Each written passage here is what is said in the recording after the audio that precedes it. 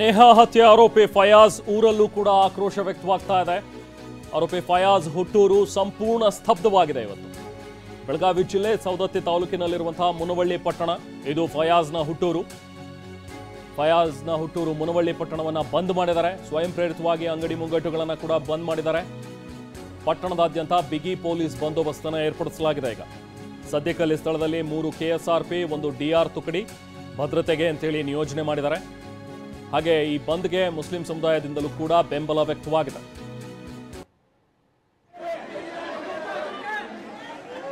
ಈಗ ನೇಹಾ ಮನೆಯ ದೃಶ್ಯಗಳನ್ನು ನೋಡ್ತಾ ಇದ್ದೀರಿ. ಈಗಷ್ಟೇ ನೇಹಾ ಮೃತದೇಹವನ್ನು ಅಂತ್ಯ ಸಂಸ್ಕಾರಕ್ಕೆ ಅಂತ ಹೇಳಿ ತೆಗೆದುಕೊಂಡು ಹೋಗ್ತಾ ಇದ್ದಾರೆ. ಬೆಳಿಗ್ಗೆ ಪೋಸ್ಟ್ ಮಾರ್ಟಮ್ ಆದ ನಂತರ ನೇಹಾ ಮೃತದೇಹವನ್ನು ಅವರ ಕುಟುಂಬಸ್ಥರಿಗೆ ಹಸ್ತಾಂತರಿಸಿದರು. ಈಗ ನೇಹಾ ಹಿರೇಮಠ ಮೃತದೇಹವನ್ನು ಅವರ ನಿವಾಸದಿಂದ ಕೊಂಡೊಯ್ಯಲಾಗ್ತಾ ಇದೆ. ಹುಬ್ಬಳ್ಳಿಯ ಬಿಡ್ನಾಳ್ ಏರಿಯಾದಲ್ಲಿರುವಂತಹ ನೇಹಾರ ಮನೆ, ಅಲ್ಲಿಂದ ಈಗ ಮೃತದೇಹ ಶಿಫ್ಟ್ ಆಗ್ತಾ ಇರುವಂಥದ್ದನ್ನು ನೋಡ್ತಾ ಇದ್ರಿ.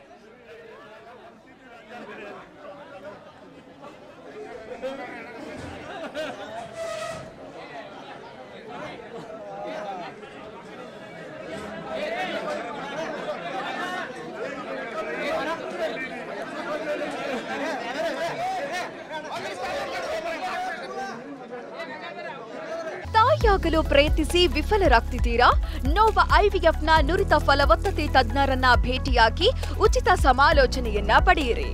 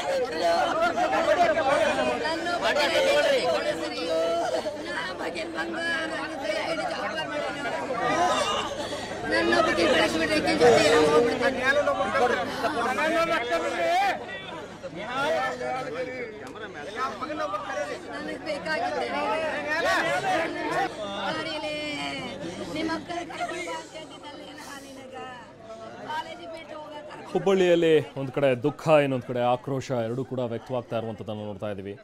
ಹುಬ್ಬಳ್ಳಿಯ ಬಿಡ್ನಾಳ್ ಬಡಾವಣೆಯಲ್ಲಿರುವಂತಹ ನೇಹಾ ಹಿರೇಮಠ ಅವರ ಮನೆ ಏನಿದೆ, ಅಲ್ಲಿಂದ ಈಗ ಮೃತದೇಹವನ್ನು ಶಿಫ್ಟ್ ಮಾಡ್ತಾ ಇದ್ದಾರೆ ಅಂತ್ಯ ಸಂಸ್ಕಾರಕ್ಕೆ ಅಂಥೇಳಿ. ಅವರ ಕುಟುಂಬಸ್ಥರ ಆಕ್ರಂದನ ಅಲ್ಲಿ ಮುಗಿಲು ಮುಟ್ಟಿರುವಂಥದ್ದನ್ನು ಗಮನಿಸ್ಬೋದು. ಅವರ ಕುಟುಂಬಸ್ಥರು, ಆಕೆಯ ಸ್ನೇಹಿತರು, ಆಕೆಯ ನೆರೆಹೊರೆಯವರು ಎಲ್ಲರೂ ಕೂಡ ಇವತ್ತು ದುಃಖ ತತ್ತರಾಗಿದ್ದಾರೆ. ಸಹಜ, ಯಾಕಂದರೆ ನಿನ್ನೆ ಶಾಲೆಗೆ ಅಂಥೇಳಿ, ಕ್ಲಾಸ್ಗೆ ಅಂಥೇಳಿ ಹೋಗಿದ್ದಂತಹ ಯುವತಿ ಇವತ್ತು ಮತ್ತೆ ವಾಪಸ್ ಮನೆಗೆ ಬರೋದು, ಹೆಣವಾಗಿ ಆಕೆ ಬರ್ತಾಳೆ ಅಂತ ಹೇಳಿದ್ರೆ ಯಾರೂ ಕೂಡ ಅದನ್ನು ಸಹಿಸ್ಕೊಳ್ಳೋದಕ್ಕೆ ಸಾಧ್ಯ ಇಲ್ಲ. ಇವತ್ತು ನೇಹಾ ಕುಟುಂಬದಲ್ಲಿ ದುಃಖ, ಅತೀವವಾದಂಥ ಒಂದು ದುಃಖ ಇದೆ. ಇನ್ನೊಂದು ಕಡೆ ಆಕ್ರೋಶ ಕೂಡ ವ್ಯಕ್ತವಾಗ್ತಾ ಇದೆ. ನೇಹಾ ಕುಟುಂಬಸ್ಥರೊಂದಿಗೆ ಈಗ ದಿಂಗಾಲೇಶ್ವರ ಶ್ರೀಗಳು ಕೂಡ ಮಾತನಾಡಿದರು. ಅವರು ಕೂಡ ಕಣ್ಣೀರು ಹಾಕಿದ್ದಾರೆ. ಎದೆ ಬಡಿದುಕೊಂಡು ಕಣ್ಣೀರು ಹಾಕಿದ್ದಾರೆ ಅವರ ತಂದೆ ನಿರಂಜನ್ ಕಣ್ಣೀರು ನೋಡಿ ದಿಂಗಾಲೇಶ್ವರ ಶ್ರೀಗಳು ಕೂಡ, ಅವರ ದುಃಖ ಕೂಡ ಇಮ್ಮಡಿಯಾಗಿತ್ತು. ದುಃಖ ಕೂಡ ಉಕ್ಕಿ ಬಂತು. ಕುಟುಂಬಸ್ಥರನ್ನು ನೋಡಿ ಕಣ್ಣೀರು ಹಾಕಿದ್ದಾರೆ ದಿಂಗಾಲೇಶ್ವರ ಶ್ರೀಗಳು. ನೇಹಾ ಕುಟುಂಬಸ್ಥರಿಗೆ ಸಾಂತ್ವನವನ್ನು ಕೂಡ ಹೇಳಿದ್ದಾರೆ ಈ ಸಂದರ್ಭದಲ್ಲಿ.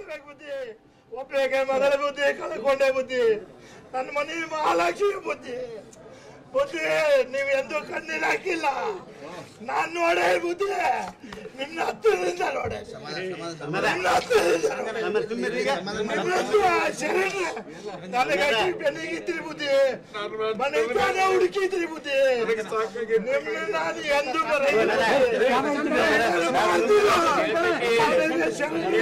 ಬುದ್ಧಿ ನೀವು ಪಾರ್ಲಿಮೆಂಟ್ ನಾಡಿಗೂ ವ್ಯಕ್ತಿ ಇದ್ರಿ ಬುದ್ಧಿ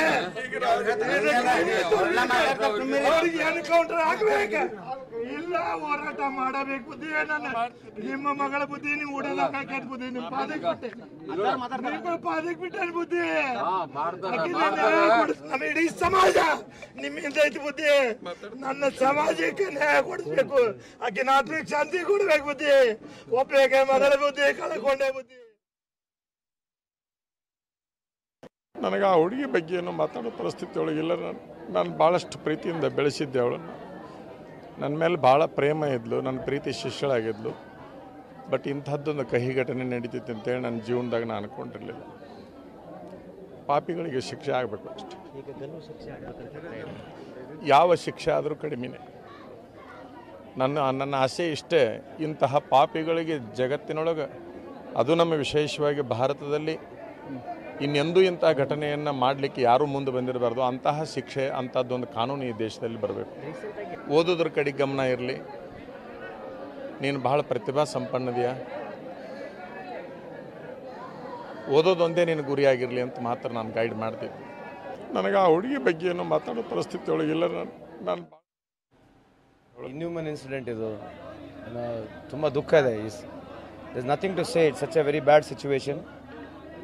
ಆ ಫ್ಯಾಮಿಲಿಗೆ ದೇವರು ಧೈರ್ಯ ತುಂಬತಕ್ಕಂಥದ್ದು, ದೇವರು ಆಶೀರ್ವಾದ ಮಾಡಲಿ ಅಂತ ತಮ್ಮ ಮುಖಾಂತರ ಹೇಳ್ತೇನೆ. ಈ ಒಂದು ಘಟನೆಗೆ ಬಿಜೆಪಿ ಸಾಕಷ್ಟು ಆಕ್ರೋಶ, ಹಿಂದೂ ಕೂಡ ಪ್ರತಿಭಟನೆ ಮಾಡ್ತಿದ್ದಾರೆ. ಲವ್ ಜಿಹಾದ್ ಎಂಗಲ್ನಲ್ಲಿ ತನಿಖೆ ಆಗಬೇಕು ಅಂತ ಒತ್ತಾಯ. ಈಗಿರ್ತಕ್ಕಂಥದ್ದು ಇನ್ಸಿಡೆಂಟ್ಗಳು, ನಿನ್ನೆನೂ ಇದೇ ಥರ ಒಂದು ಇನ್ಸಿಡೆಂಟ್ ಆಗಿದೆ. ಈಗ ಬಂದಿರತಕ್ಕಂಥದ್ದು ಸಾಂತ್ವನ ಹೇಳಲಿಕ್ಕೆ. ನಾನು ಈ ಟೈಮ್ನಲ್ಲಿ ಇದನ್ನೆಲ್ಲ ಸುಮ್ಮನೆ ಕೌಂಟ್ರ್ ಕೊಡೋಕ್ಕೆ ನನಗೆ ಹೋಗಿ ಬರೋದಿಲ್ಲ. But I am deeply saddened. ಆಗಬಾರ್ದಾಗಿತ್ತು, ಇದಾಗಿದೆ. ಇದಕ್ಕೆ ಬೇರೆ ರೀತಿಯಾದಂಥ ಅವರು ಕೊಡ್ತಕ್ಕಂಥದ್ದು ಉದ್ದೇಶ ಪೊಲಿಟಿಕಲ್ ಆಗಿ ಕೊಡ್ತಾ ಇದ್ದಾರೆ. I really don't want to comment on it. ಸುವ್ಯವಸ್ಥೆ ಸಂಪೂರ್ಣವಾಗಿ ಹಾಡಾಗಲಿ ಮರ್ಡರ್ ಆಗಲಿ ಏನಾಗ್ತಿದೆ ಈಗ ಅದೇ ಹೇಳಿದ್ನಲ್ಲ, ಆ ಥರ ಕೌಂಟ್ರಿಗೆ ನನಗೆ ಕೌಂಟ್ರ್ ಕೊಡ್ತಕ್ಕಂಥ ತುಂಬ ಇದೆ. ಬಟ್ ಇದು ಸರಿಯಲ್ಲ ಈ ಟೈಮ್ ಕೊಡ್ತಕ್ಕಂಥ. ಏನು ಹೇಳ ಹೇಳ್ರಿ, ಅಂದ್ರೆ ಒಂದು ಸರ್ಕಾರ ಇದಕ್ಕೆ ಕುಮ್ಮಕ್ಕೆ ಕೊಡುತ್ತೆ ಅಂತ ಹೇಳ್ತಾರೆ. ಏನು ರೀ ಮಾಡಿ, ಸ್ವಲ್ಪನ ಸ್ಯಾಂಟಿಟಿ ಬೇಡನ್ರಿ. ಯಾವುದೇ ಸರ್ಕಾರ ಆಗಲಿ ಈ ಥರದ್ದು ಕೊಡ್ಬೋದಾ, ಕುಮ್ಮಕ್ಕೆ ಕೊಡ್ಬೋದಾ? ಅಂದರೆ ಸಿದ್ದರಾಮಯ್ಯ ಸರ್ಕಾರ ನಾವೆಲ್ಲರೂ ಇಂಥಕ್ಕೆಲ್ಲ ಕುಮ್ಮಕ್ಕೆ ಕೊಡ್ತೀವ? ಐ ಥಿಂಕ್ ಸಮ್ವೇರ್ ಎನ್ಕೌಂಟ್ರ್ ಆಗಲಿ, ಗರ್ಲ್ ಸಿಕ್ಸಲ್ಲಿ ಎನ್ಕೌಂಟ್ರ್ ಆಗಲಿ, ಕಾನೂನು ತರನ್ ಬರ್ರಿ. 10 ವರ್ಷ ಆಗಿತ್ತಲ್ಲ, ಕಾನೂನು ತರ್ರಿ. Let's everybody, all political party take a public opinion of the country and if people agree let's make a new legislation. ಇಂಥದ್ದು ಆದ ತಕ್ಷಣ ಇಮಿಡಿಯೇಟ್ ಎನ್ಕೌಂಟ್ರ್ ಆಗ್ಬಿಡ್ಲಿ. ನಾನೇ ಒತ್ತಾಯ ಮಾಡ್ತಿದ್ದೇನೆ, ನಾನೇ ಒತ್ತಾಯ ಮಾಡ್ತಿರೋದು. ಎನ್ಕೌಂಟ್ರ್ ಆಗಲಿ, ಯಾಕೆ ಆಗಬಾರ್ದು? Let's get a legislation, new rules, new regulation ಆಗಲಿ ಅಂತವರು. ಸೊ ದಟ್ ನೆಕ್ಸ್ಟ್ ಟೈಮ್ ಎಲ್ಲರಿಗೂ ಭಯ ಇರುತ್ತೆ. Rather than criticising politically, why should not we do it? ಇದು ಒಂದೇ ಇನ್ಸಿಡೆಂಟ್ ಆಗಿದೆಯಾ? ಈ ಥರ ಆಗ್ತಾನೆ ಇದಾವಲ್ಲ, ಇನ್ಸಿಡೆಂಟ್ಗಳು ಆಗ್ತಾನೆ ಇದಾವಲ್ಲ ಈ ಥರದ್ದು.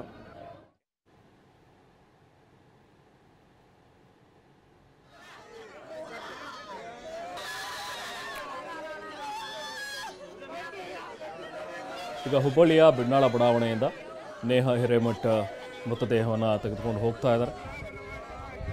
ಅಂತ್ಯ ಸಂಸ್ಕಾರಕ್ಕೆ ಸಿದ್ಧತೆಯನ್ನು ಮಾಡ್ಕೊಳ್ತಾ ಇದ್ದಾರೆ. ಮತ್ತೊಂದು ಕಡೆ ಅವರ ಕುಟುಂಬಸ್ಥರು, ಅವರ ಆಕ್ರಂದನ, ಅವರ ಗೋಳಾಟ ಮುಗಿಲು ಮುಟ್ಟಿದೆ. ಸ್ಥಳಕ್ಕೆ ಸಾಕಷ್ಟು ಜನ ಮುಖಂಡರು ಕೂಡ ಭೇಟಿ ಕೊಡ್ತಾ ಇದ್ದಾರೆ. ದಿಂಗಾಲೇಶ್ವರ ಶ್ರೀಗಳು ಕೂಡ ಭೇಟಿ ನೀಡಿದರು. ದಿಂಗಾಲೇಶ್ವರ ಶ್ರೀಗಳು ಹೋಗಿ ಅಲ್ಲಿ ಮಾತಾಡುವಂಥ ಸಂದರ್ಭದಲ್ಲಿ ನೇಹಾ ಅವರ ತಂದೆ ನಿರಂಜನ್ ಸಾಕಷ್ಟು ದುಃಖ ತಪ್ತರಾಗಿ ಮಾತನಾಡಿದ್ದಾರೆ. ಹಾಗೆ ದಿಂಗಾಲೇಶ್ವರ ಶ್ರೀಗಳು ಕೂಡ ಇವತ್ತು ದುಃಖ ತಪ್ತರಾದರು. ಅವರು ಕೂಡ ಮಾತನಾಡ್ತಾ, ನೇಹಾ ನನ್ನ ನೆಚ್ಚಿನ ಶಿಷ್ಯ ಆಗಿದ್ಲು, ಆಕೆ ಉನ್ನತ ಮಟ್ಟಕ್ಕೆ ಹೋಗ್ತಾಳೆ ಅಂಥೇಳಿ ನಾನು ಕೂಡ ಆಕೆಗೆ ಆಶೀರ್ವದಿಸಿದ್ದೆ. ಆದರೆ ಆಕೆ ಈ ರೀತಿಯಾಗಿ ದುರಂತ ಅಂತ್ಯ ಕಂಡಿರುವಂಥದ್ದು ನಮಗೆಲ್ಲರಿಗೂ ಕೂಡ ಬೇಸರ ತರಿಸಿದೆ ಅನ್ನೋ ಒಂದು ಮಾತುಗಳನ್ನು ದಿಂಗಾಲೇಶ್ವರ ಶ್ರೀಗಳು ಕೂಡ ಹೇಳ್ತಾ ಇದ್ರು. ಹಾಗೆ ಸಂತೋಷ್ ಲಾಡ್ ಕೂಡ ಹೋಗಿ ನಿರಂಜನ್ ಅವರನ್ನು ಭೇಟಿಯಾಗಿ ಅವರಿಗೆ ಸಾಂತ್ವನವನ್ನು ಹೇಳಿದ್ದಾರೆ ಕುಟುಂಬಸ್ಥರಿಗೆ. ಹಾಗೆ ಮಾತಾಡ್ತಾ ಸಂತೋಷ್ ಲಾಡ್ ಅವರು ಕೂಡ ಹಲವಾರು ವಿಚಾರಗಳನ್ನು ಪ್ರಸ್ತಾಪಿಸಿದ್ರು. ಇಂಥ ಸಂದರ್ಭದಲ್ಲಿ ರಾಜಕೀಯ ಮಾಡುವಂಥದ್ದು ಸರಿಯಲ್ಲ, ಯಾಕೆ ರಾಜಕೀಯ ಬೇಳೆಯನ್ನು ಬೇಯಿಸ್ಕೊಳ್ಳೋದಕ್ಕೆ ಪ್ರಯತ್ನಿಸ್ತಾ ಇದ್ದಾರೆ. ಸೊ ನಾನೇ ಇದಕ್ಕೆ ಆಗ್ರಹಿಸ್ತೀನಿ, ಇಂಥವ್ರ ವಿರುದ್ಧ ಕಠಿಣ ಕ್ರಮಗಳಾಗಬೇಕು. ಎನ್ಕೌಂಟರ್ನಂತಹ ಶಿಕ್ಷೆ ಯಾಕೆ ಜಾರಿ ತರಬಾರ್ದು? ನಾವೆಲ್ಲರೂ ಸೇರಿ ಯಾಕೆ ಇಂಥದ್ದೊಂದು ಕಾನೂನು ರೂಪಿಸಬಾರ್ದು? ಬನ್ನಿ, ನಾನೇ ಮುಂದಾಳತ್ವ ವಹಿಸ್ತೀನಿ, ನಾನೇ ಇದಕ್ಕೆ ಆಗ್ರಹಿಸ್ತೀನಿ. ಕೇಂದ್ರ ಸರ್ಕಾರ ಕೂಡ ಇದರ ಬಗ್ಗೆ ಮಾತಾಡಲಿ. ಹಾಗಾದರೆ ಇಡೀ ದೇಶದ ಜನರ ನಾವು ಅಭಿಪ್ರಾಯವನ್ನು ಸಂಗ್ರಹ ಮಾಡೋಣ, ಇಂಥದ್ದೊಂದು ಹೊಸ ಕಾನೂನನ್ನು ತರೋಣ, ಆ ನಿಟ್ಟಿನಲ್ಲಿ ನಾವು ಕೂಡ ಹೋರಾಟ ಮಾಡೋಣ ಅನ್ನುವಂಥ ಒಂದು ಮಾತುಗಳನ್ನು ಮಾತಾಡಿದ್ದಾರೆ ಸಂತೋಷ್ ಲಾಡ್ ಕೂಡ. ಸಹಜ, ಎಲ್ಲರಲ್ಲೂ ಕೂಡ ಒಂದು ದುಃಖ, ಆಕ್ರೋಶ ಎರಡೂ ಕೂಡ ಇದೆ. ಒಂದು ಕಡೆ ದುಃಖ, ನೇಹಾ ಅಂತಹ ಒಬ್ಬ ಪ್ರತಿಭಾವಂತ ಯುವತಿ, ಇನ್ನು ಬಾಳಿ ಬದುಕಬೇಕಾಗಿದ್ದಂತಹ ಯುವತಿ, ತನ್ನ ಕುಟುಂಬದವರಿಗೆ ಕಣ್ಣಾಗಿದ್ದಂತಹ ಯುವತಿ ನೇಹಾ, ಒಬ್ಬಳೆ ಮಗಳನ್ನು ಕಳೆದುಕೊಂಡು ಇವತ್ತು ಕುಟುಂಬ ಅನಾಥ ಪ್ರಜ್ಞೆಯಲ್ಲಿದೆ. ಆಕೆಯ ತಂದೆ, ಆಕೆಯ ತಾಯಿ ಎಲ್ಲರೂ ಕೂಡ ಅತೀವಾದಂಥ ಒಂದು ದುಃಖದಲ್ಲಿದ್ದಾರೆ. ಮತ್ತೊಂದು ಕಡೆ ಜನರಲ್ಲಿ ಆಕ್ರೋಶ ಕೂಡ ಇದೆ. ಯಾಕಂದರೆ ಈ ಥರ ಒಬ್ಬ ಯುವತಿ ದುರಂತ ಅಂತ್ಯ ಕಾಣ್ತಾಳೆ ಅಂತ ಹೇಳಿದ್ರೆ ಅದು ಯಾರೋ ಒಬ್ಬ ಕಿಡಿಗೇಡಿಯ ಆತನ ಒಂದು ವಿಕೃತ ಮನಸ್ಸಿನಿಂದಾಗಿ ಈಕೆ ಹತ್ಯೆಯಾಗಿ ಹೋಗ್ತಾಳೆ ಅಂತ ಹೇಳಿದ್ರೆ ಅಂಥವನ್ನ ಸುಮ್ಮನೆ ಬಿಡಬಾರ್ದು, ಅಂಥ ಕ್ರಿಮಿಗಳನ್ನು ಹೊಸಕಿ ಹಾಕಬೇಕು ಅನ್ನುವಂಥ ಒಂದು ಆಕ್ರೋಶ ಕೂಡ ವ್ಯಕ್ತವಾಗ್ತಾ ಇದೆ.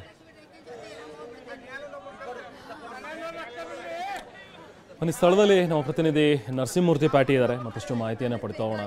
ನರಸಿಂಹಮೂರ್ತಿ, ನಿಜಕ್ಕೂ ದುಃಖ ಆಗುತ್ತೆ. ಒಂದು ಕಡೆ ದುಃಖ, ಇನ್ನೊಂದು ಕಡೆ ಆಕ್ರೋಶ ಎರಡೂ ಕೂಡ ಇವತ್ತು ಹುಬ್ಬಳ್ಳಿ ಜನರಲ್ಲಿ ನಾವು ಕಾಣ್ತಾ ಇದ್ದೀವಿ.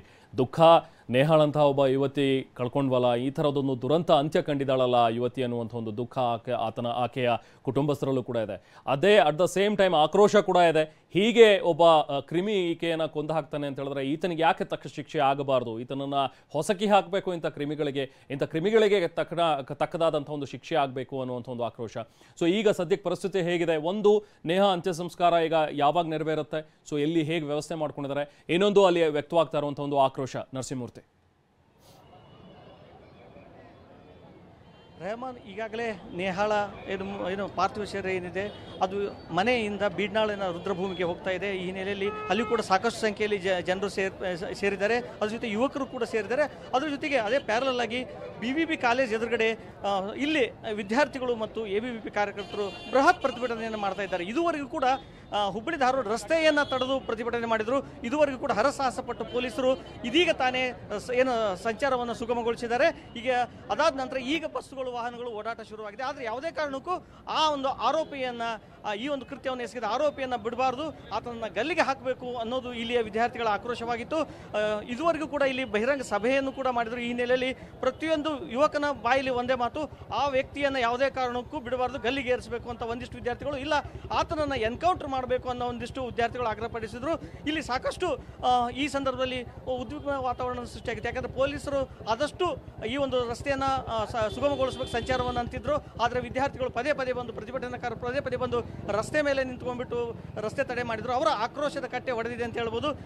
ಇಲ್ಲಿ ನೋಡ್ತಾ ಇರ್ಬೋದು, ಇನ್ನೊಂದು ಇದೀಗ ಮತ್ತೊಂದು ಏನು ಮೆರವಣಿಗೆ ಬರ್ತಾ ಇದೆ, ಅದು ಕೂಡ ರಸ್ತೆ ಮಧ್ಯೆ ಬರ್ತಾ ಇದೆ. ರೆಹಮಾನ್, ನೀವು ನೋಡ್ತಾ ಇರ್ಬೋದು, ಅಂದರೆ ಎಲ್ಲ ಸಂಘಟನೆಗಳು ಈ ಒಂದು ನೇಹಾಳ ಏನು ಕೊಲೆಯನ್ನು ಖಂಡಿಸಿವೆ. ಇಲ್ಲಿ ಕೂಡ ನೋಡ್ತಾ ಇರ್ಬೋದು ನೀವು, ದಲಿತ ವಿಮೋಚನಾ ಸಮಿತಿ ವತಿಯಿಂದ ಇದೀಗ ಈ ಒಂದು ಪ್ರತಿಭಟನೆಯನ್ನು ಹಮ್ಮಿಕೊಳ್ಳಲಾಗಿದೆ. ಅವರು ಕೂಡ ಕೂಡಲೇ ಏನು ಕೊಲೆ ಮಾಡಿದ ಆರೋಪಿ ಫಯಾಜ್ನನ್ನು ಗುಂಡೇಟು ಗಲ್ಲು ಶಿಕ್ಷೆಗೆ ಗುರಿಪಡಿಸಬೇಕು ಅನ್ನೋದು ಅವರ ಒಂದು ಆಗ್ರಹವಾಗಿದೆ. ಈಗ ನೋಡ್ತಾ ಇರ್ಬೋದು ನೀವು ಯಾವ ರೀತಿ ಇಲ್ಲಿ ಪ್ರತಿಭಟನೆ ಮಾಡ್ತಾ ಇದ್ದಾರೆ. ಈ ಒಂದು ಪ್ರತಿಭಟನೆಗೆ ಇಲ್ಲಿ ಈಗಾಗಲೇ ಪ್ರತಿಭಟನೆಯನ್ನು ಮಾಡ್ತಾ ಇರುವಂತಹ ವಿದ್ಯಾರ್ಥಿಗಳು ಕೂಡ ಕೈ ಜೋಡಿಸಿದ್ದಾರೆ ಅಂತ ಹೇಳ್ಬೋದು. ನೇಹಾಳ ಒಂದು ಭಾವಚಿತ್ರವನ್ನು ಇಟ್ಕೊಂಡ್ಬಿಟ್ಟು ವಿದ್ಯಾರ್ಥಿಗಳನ್ನು, ಅದರಲ್ಲಿ ವಿದ್ಯಾರ್ಥಿನಿಯನ್ನು ರಕ್ಷಿಸಿ ಅಂತ ಒಂದು ಬೋರ್ಡನ್ನು ಹಿಡ್ಕೊಂಡು ಇಲ್ಲಿ ಪ್ರತಿಭಟನೆಯನ್ನು ಮಾಡ್ತಾ ಇದ್ದಾರೆ. ಅಂದ್ರೆ ಈ ಒಂದು ಪ್ರತಿಭಟನೆ ಇದೀಗ ಮತ್ತಷ್ಟು ಏನು ಉಗ್ರ ಸ್ವರೂಪ ಪಡೆದಿದೆ ಅಂತ ಹೇಳುವುದು. ಒಟ್ಟಿನಲ್ಲಿ ಇದನ್ನೆಲ್ಲ ನೋಡ್ತಾ ಇದ್ರೆ ಈ ಒಂದು ಪ್ರತಿಭಟನೆ ಅಷ್ಟು ಸುಲಭವಾಗಿ ತಣ್ಣಗಾಗೋ ಯಾವ ಲಕ್ಷಣಗಳು ಕಾಣ್ತಾ ಇಲ್ಲ ಅಂತ ಹೇಳ್ಬೋದು. ರೆಹಮಾನ್. ಎಸ್, ಜೊತೆಗೆ ಈಗ ನಡೀತಾ ಇರುವಂತಹ ಒಂದು ಪ್ರತಿಭಟನೆ ಗಮನಿಸ್ತಾ ಇದ್ದೀವಿ. ಮೂರ್ತಿ ಪ್ಯಾಟಿ, ನೀವು ಕೂಡ ಅಲ್ಲಿ ಇದ್ದೀರಿ, ನೋಡ್ತಾ ಇದ್ದೀರಿ. ಬೆಳಿಗ್ಗೆಯಿಂದಲೂ ಕೂಡ ಒಂದು ಆಕ್ರೋಶ ವ್ಯಕ್ತವಾಗ್ತಾ ಇದೆ. ಸೊ ಅಲ್ಲಿನ ವಿದ್ಯಾರ್ಥಿಗಳು ಕೂಡ ಬಹುಶಃ ಒಂದು ಆತಂಕ ಕೂಡ ಇದೆಯಾ ಅಂತೇಳಿ, ಯಾಕಂದ್ರೆ ಹಾಡಹಗಲೇ ಆವರಣಕ್ಕೆ ನುಗ್ಗಿ ಒಬ್ಬ ಚಾಕು ತಗೊಂಡು ಬಂದು ತಂದು ಚುಚ್ಚಿ ಸಾಯಿಸ್ತಾನೆ ಅಂತ ಹೇಳಿದ್ರೆ ಸಹಜವಾಗಿ ಅಲ್ಲಿನ ವಿದ್ಯಾರ್ಥಿಗಳಲ್ಲಿ, ಅಲ್ಲಿನ ಪೋಷಕರಲ್ಲಿ ಕೂಡ ಒಂದು ಆತಂಕ ಸಹಜವಾಗಿ ಕಾಣಿಸ್ತಾ ಇದೆ ಅಂತ ಅನ್ಸುತ್ತೆ ಮೂರ್ತಿ ಪ್ಯಾಟಿ.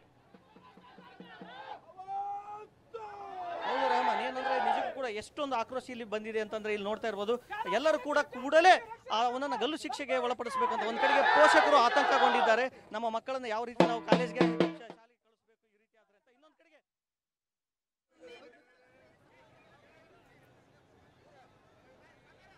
ಓಕೆ, ಮತ್ತೆ ನಿಮ್ಮನ್ನ ಸಂಪರ್ಕಿಸುವೆ ಮೂರ್ತಿ. ಕಟ್ ಆಗಿದೆ ನಿಮ್ಮ ವಾಯ್ಸು.